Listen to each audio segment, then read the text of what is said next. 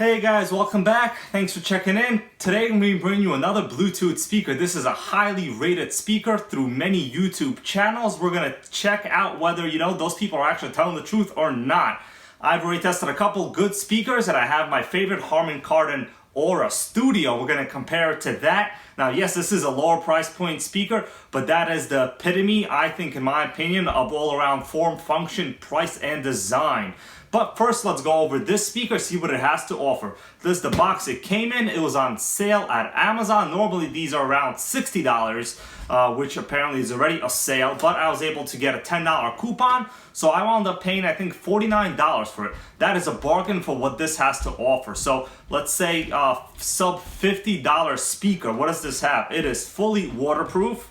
You have two drivers in the front here, and you have two passive radiators. There's one here in the front and a rectangular oval style one in the back. I'm going to be actually interested to know whether they do move or not. A lot of these lower end speakers, I know they pretty much give you two bass radiators, but they barely move. They produce almost no bass. There's very low and minimal excursion on those.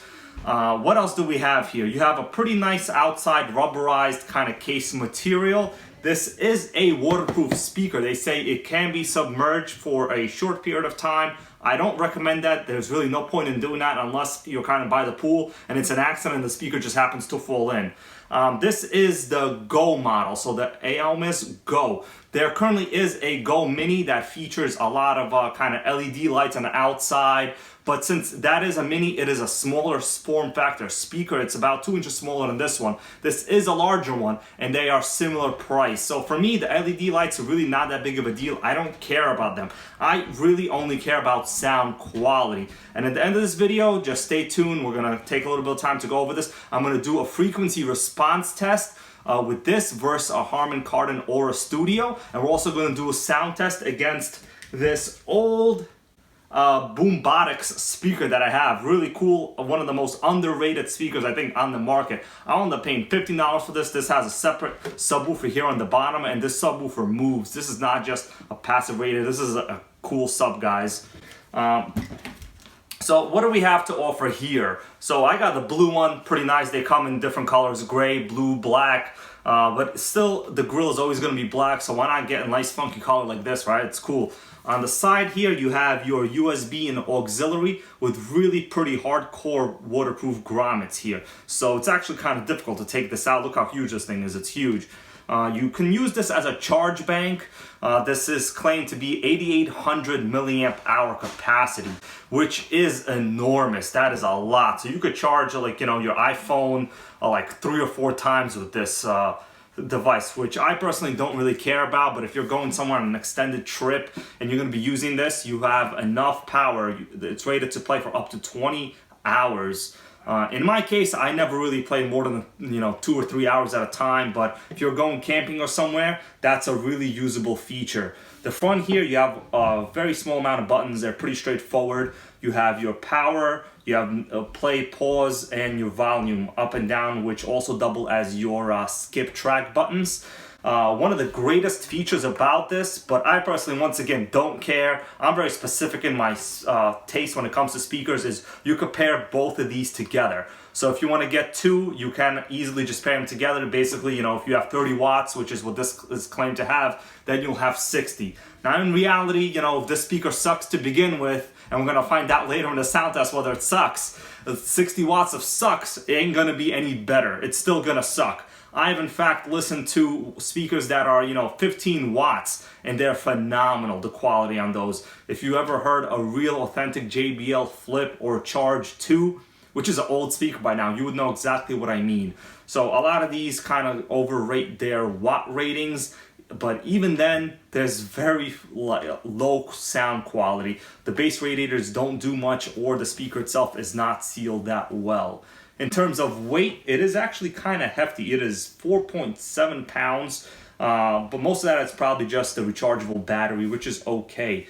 Has a really nice form factor. I like the carry handle. Pretty comfortable if you want to go somewhere with it. Not bad, nice. On the side here, you also have your microphone.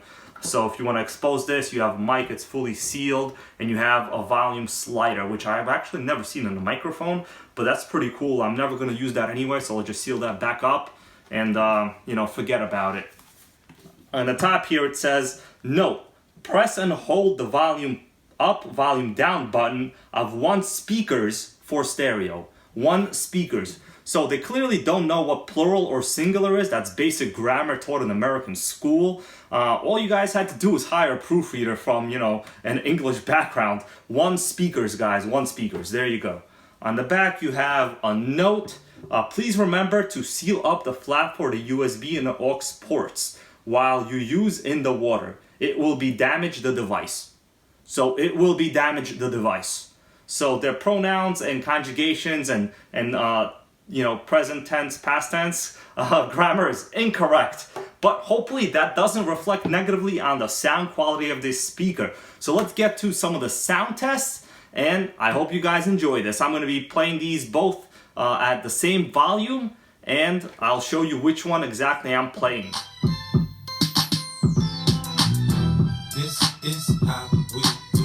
We make a move and that do.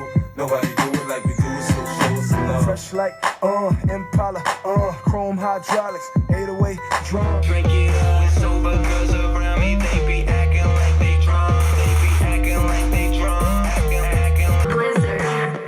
When we drink, we do it right. Getting slizzard, sipping scissor from the ride.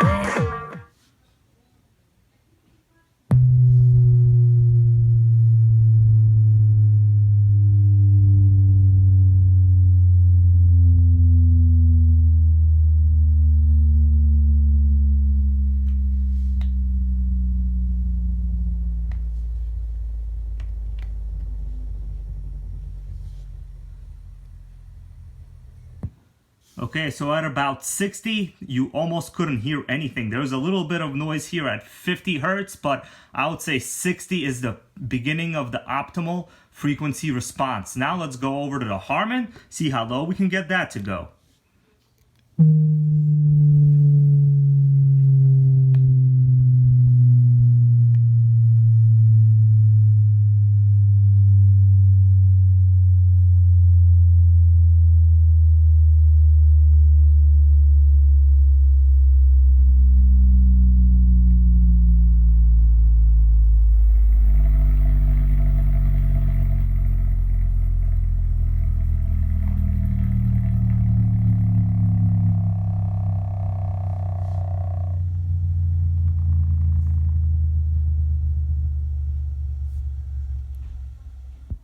That was really surprising. I honestly heard it pretty good down to 30. There was a little bit of kind of vibration coming here. There might be some kind of little piece that fell in through the top. This is a hole, but not a big deal. But I gotta say, even at 50, this thing was shaking. I heard it really nice. The bass was deep. It was heavy. So there you go. That was the frequency response test on both of these. Clearly the Harman Kardon is the winner. It does have an actual subwoofer, and that is where it gets a lot of its good bass from.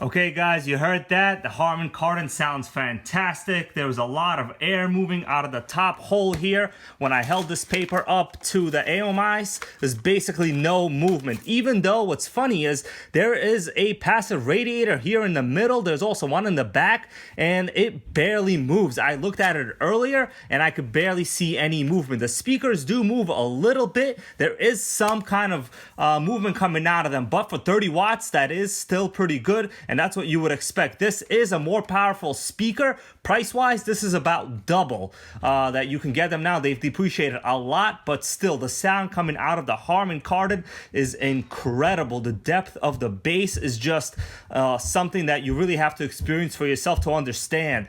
A lot of YouTubers say that this is a very bass heavy, but you know what? Compared to this, it's just a toy.